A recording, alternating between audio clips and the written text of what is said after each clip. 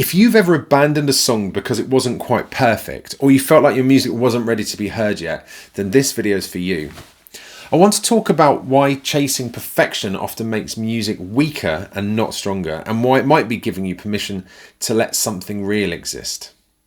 If you're new here, I'm Aaron. I help musicians grow with clarity and confidence in practice, performance, and creative work. Most of us grow up absorbing the same sort of message. Better means cleaner. More takes means more professional, and flaws are something to eliminate before anyone even hears the work. And over time, it can quietly stop people from finishing anything at all, and I speak from experience on that one. Here's the thing most of us already know, but don't quite trust.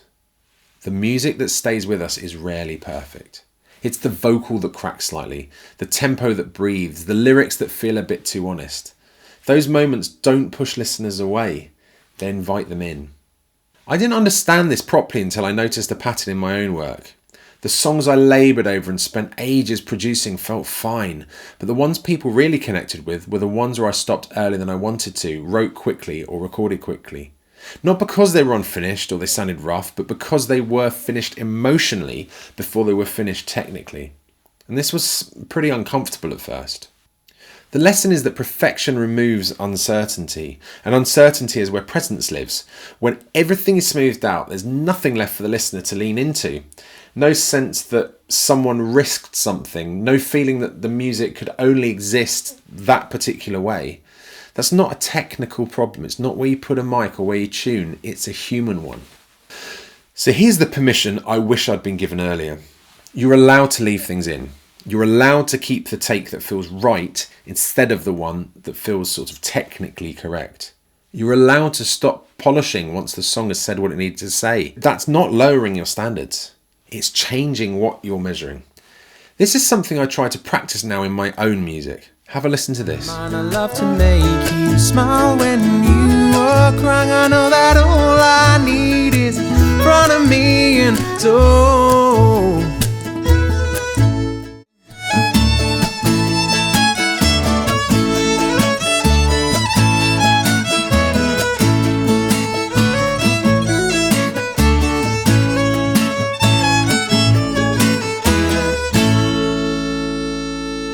there's nothing accidental about that choice. It's me deciding that honesty matters more than control.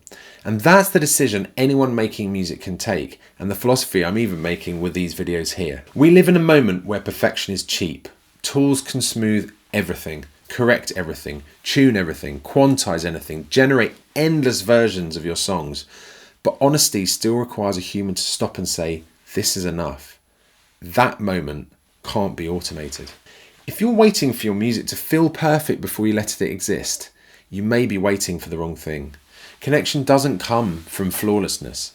It comes from presence. So if you needed permission to stop chasing perfection, consider that this is it. Make the thing, let it be heard, and trust that the human parts are the point. If you want to keep exploring ideas like this about creativity, practice, and making music that actually connects, you're very welcome to subscribe. And if you'd like to go deeper and get deeper guidance, lessons, or a space to develop this kind of thinking further, I've built a community where musicians can go deeper, and you'll find the link below in the description. I really appreciate you taking the time to watch this video, and I'll see you on the next one.